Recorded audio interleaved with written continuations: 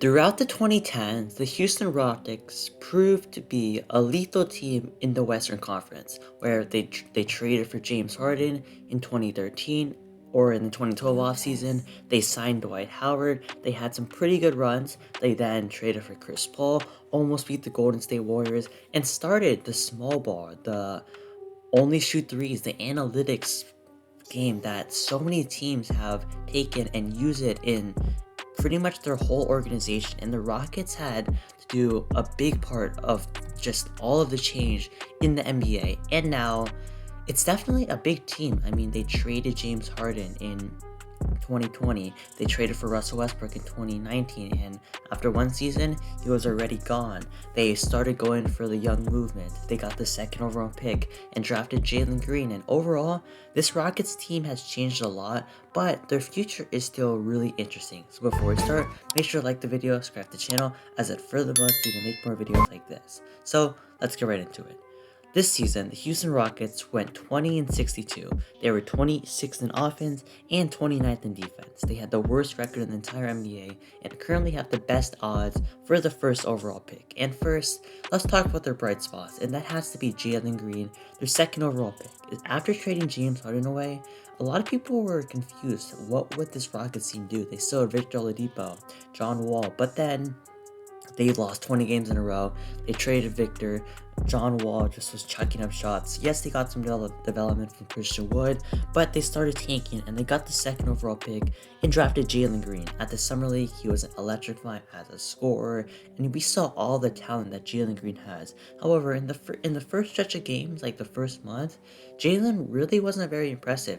Maybe it's probably because it takes time to develop to the physicality and the overall game of the NBA. But now, especially after the second half, Jaylen Green has started to heat up. He averaged 17 points, 3 rebounds, and 2 assists. And personally, this might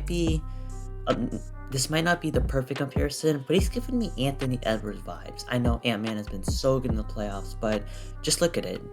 The first start of the season was not very good. Same thing with Jaylen Green, same thing with Anthony Edwards. Then they started heating up, they started improving the talent. They got accustomed to the NBA, and a lot of people started liking that pick as a scorer who has all the physical talent in the world. And I don't really know if Jaylen Green will take the next step, especially in the playoffs that Anthony Edwards did this year.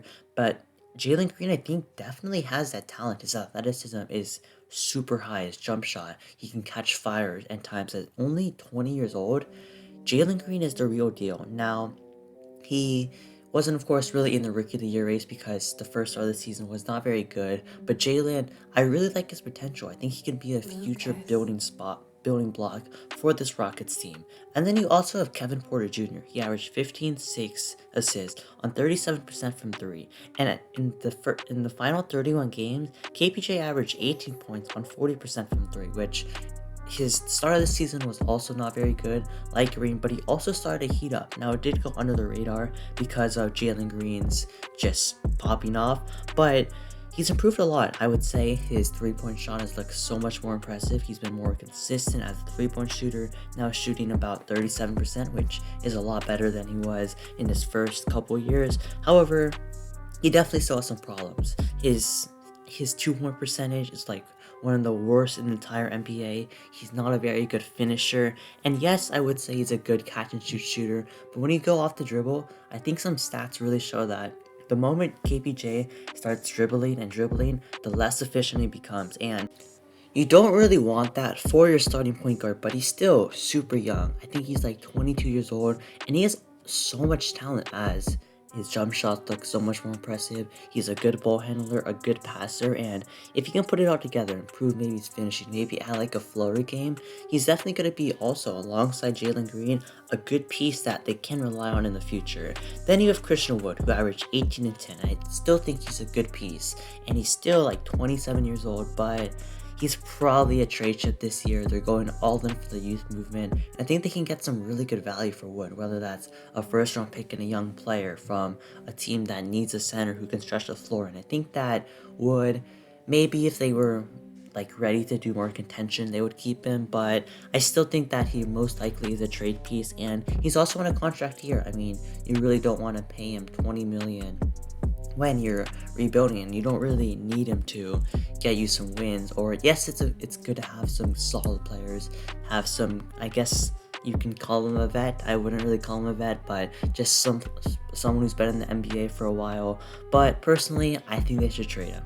Then they also have to trade Eric Gordon, and he also has some good value. I mean, he's a good shooter. He can catch fire. We've seen in the playoffs where he steps up, and I think that Eric Gordon can, like, a contender would really want him. Now his contract is very big, but I think he's like expiring either this year or next year. So I think a contender would take him on. Maybe a team like the Lakers or the Nets would need his shooting, and they can definitely get some good value. And then also John Wall. I mean, he didn't play it all this season. He was still healthy, but they mutually agreed that they wouldn't play. And then John Wall wanted to play again, and the Rockets didn't allow him for some reason. And then it was all a mess. I mean, John Wall, yes, he was a really good player, but Achilles injury, he's not very efficient, and maybe they're gonna trade him for Russell Westbrook. I mean, that would be absolutely crazy if they do that. And I would think they would probably buy out Russ if they do that trade. But if they can get another asset and get rid of Wall's contract, I think that wouldn't be bad. But in this offseason, it's gonna be really interesting. I mean, they're a young team, so they need to accumulate some young assets. They have 2 first-round picks in this draft. They have the 17th pick from the Brooklyn Nets in the James Harden trade, and also the lottery pick. And if they can add another player like Chet Holmgren, I mean, he would be really good for this team. Pablo Banchero, not bad too. Jabari Smith, any of those guys, and even like Jaden Ivey, I guess.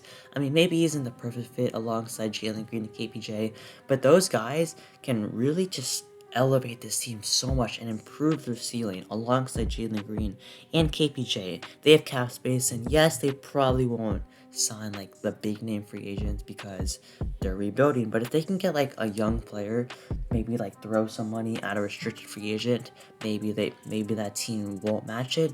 You never know. And if they can accumulate some young assets through the draft, maybe some smart trades, getting some more picks, maybe just taking a flyer on a young player with potential, they can slowly just build a team that is functional, has a solid core for the future, and also having some vets that they can trade for more value. That's not bad. And they have other people like Anfrum Şengün, who prove like he had so many flashes this year where he looked so incredible as a passer and a Nikola Jokic type player. Then you have someone like Jason Tate, who's also solid. I think he was like on an all-rookie team. And this Rockets future, I still think it's good. I mean, they're of course in the early stages of the rebuild, and they don't really have their first round pick because of the Russell Westbrook trade, which might hurt them a little bit in the future. But overall, I really want to see how this Rockets team can do. Can Jaylen Green improve as a scorer? Can KPJ improve just improve his game where he can maybe become a 20-8 type player with good efficiency? Will their young players like Jason Tate, Anfrum Şengün, Kenny Martin Jr., how will they develop? Will they trade their vets like John Wall, Eric Gordon, and maybe even Christian Wood for more value? And if they can pick up some first round picks, maybe go for like a big man or some more shooters or some more defense that are young and can grow even more, this Rockets team is building up something good. Now, they, of course, I would say Steven Silas is a pretty good coach, I would say. I mean, he didn't really have a chance to prove that really because, I mean, like, he's on a rebuilding team. But I still think he's a solid coach. I mean, we have to see how he does, like, in a real playoff environment. But overall, this Rockets team, I'm interested how will they perform in the future. And maybe like in a couple years, they'll be back in the playoffs. Maybe these young players will develop. And overall, I'm really excited to see their future. So that being said, that's been my thoughts about the Rockets. Make sure to like the video, subscribe to the channel, and I'll see you all next time.